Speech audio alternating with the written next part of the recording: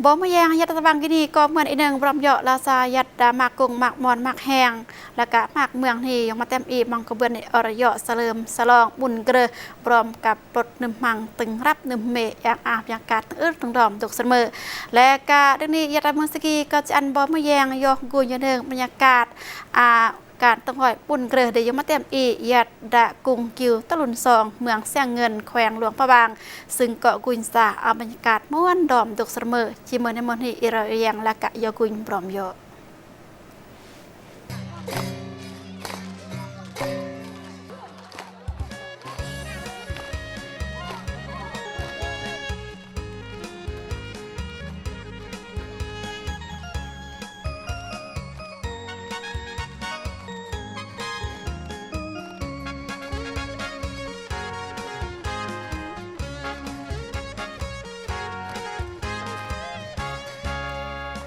รอดเนียนยีกมูแตงเกอกมูลวงตาลวงเบิดนอเป็นเรือตามรีตามคอ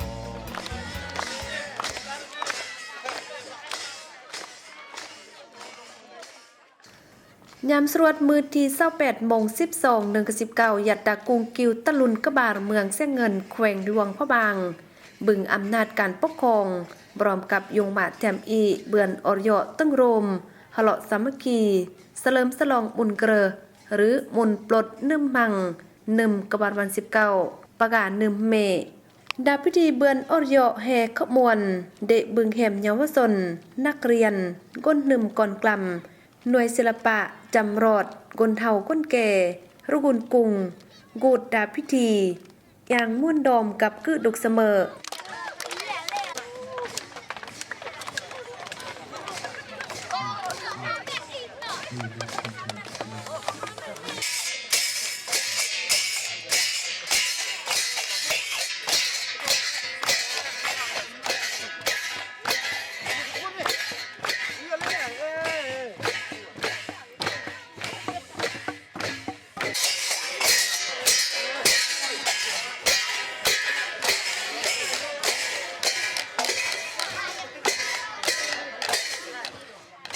อันเกตกุโรมดาพิธีอาถานค่ำของพมะปัญญารักษาการเจ้าเมืองเสียเงินอารองเจ้าเมืองแนวลาวสังสาดเมืองกับรุกุลกุงเบอร์กลางตัลกุโรมที่ได้สร้างสำเร็จแล้วคุณเจียวคุณยีพร้อมด้วยเจ้าบุกเจ้าเล่าโคนาสีสาวของเขายัดดาพิธีเบือนลาวประวัติแนวยัดกายเตะมุนเกลอตังดาเงินเยอะอันบึงกลซึ่งกุดโรมเบือนรับเดิงมุนเกลอเมื่อบุญซึ่งแต่งเขื่อนหยัดดามุ่งเจียงมุ่งยี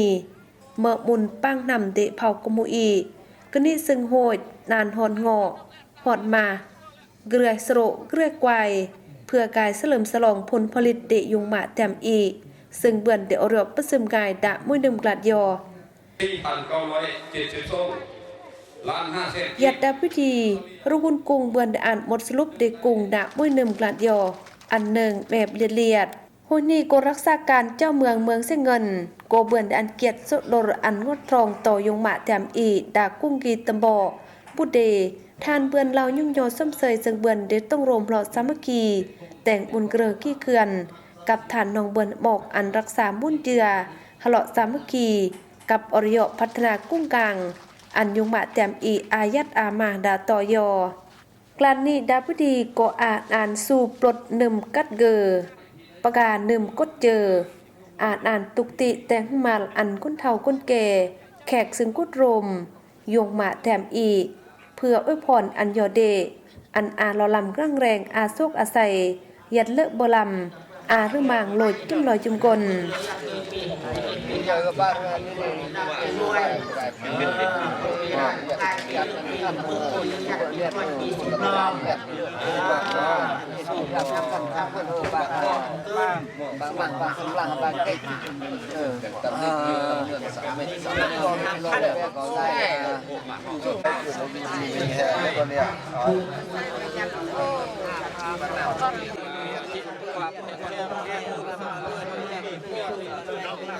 ยัดดาบรรยากาศการเสลิมฉลองบุญเกิดดานึ่มกีก่อนองอาการแสดงศิลปะวรรณคดีเด็กบึงแหมนักเรียน ศิลปะเดกุงซึ่งอามักรายการแต่งอันกลกุดละกุดแยงอาแนวด้อมกลองเลอะเยียมซึ่งเป็นเกลอันกุญรอดวัฒนธรรมรีดกองประเพณีซึ่งเลือบเลียดีเผาอีซึ่งมากจือมังแนวม่วนดอมดกเสมอ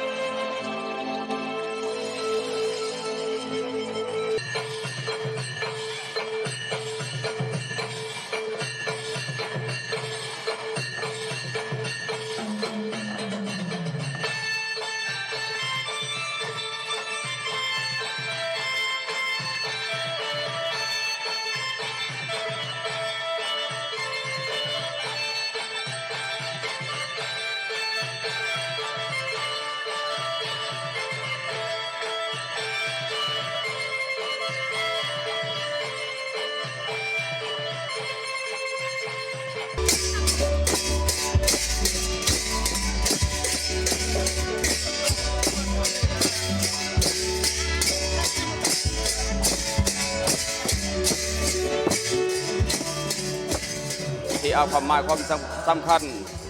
สำหรับชนเผ่ากัมมุในเมื่อกันนี้เองก็เบือนได้จัดงานมุนเกลือเพื่อเฉลิมฉลองตอบสนองเหือแห้งจิตบรรดาพี่น้องบรรดาประชาชนยัดภายในกุ้งเกี่ยวตรุนกบาทเพราะว่าปีกี้นี่ก็มาถึงว่าจะมาปีแห้งแล้งแต่อีกก็สู้ซนบุกบืนสู้ซนสร้างเศรษฐกิจหรือว่าพัฒนาพื้นฐานของล่างแล้วก็นี่หนึ่งซ่องมากับเพื่อจัดงานมุนเกลือกี้เพื่อโมกับเพื่อว่าอาจจะซื้อต่อมูลเสื้อวัฒนธรรมอันเลิศเลียของเผ่ากัมมุอันอุ่นอันเทิงอันยาวอันนานแล้วก็หนึ่งซ่องมาก็เพื่ออันเยอันก้อนก็หับโหเข้าใจและซื้อทอดมูลเสื้อนักเก่าเนาะเสริมขยายมูลเสื้อประเภทนี้ที่เลิศเลียของเผ่ากัมมุอีอุ่นอันเทิงอันนานและยัดในนี้เกี่ยวกับการทำพิธีสำหรับมุนเกลือปีกี้นี้อีกก็แต่งตามฤทธิ์ตามข้องฤทธิ์กัมมุของใส่จางฤทธิ์นางของแก้วที่ยงมาตายะปูเยยาเยเบิน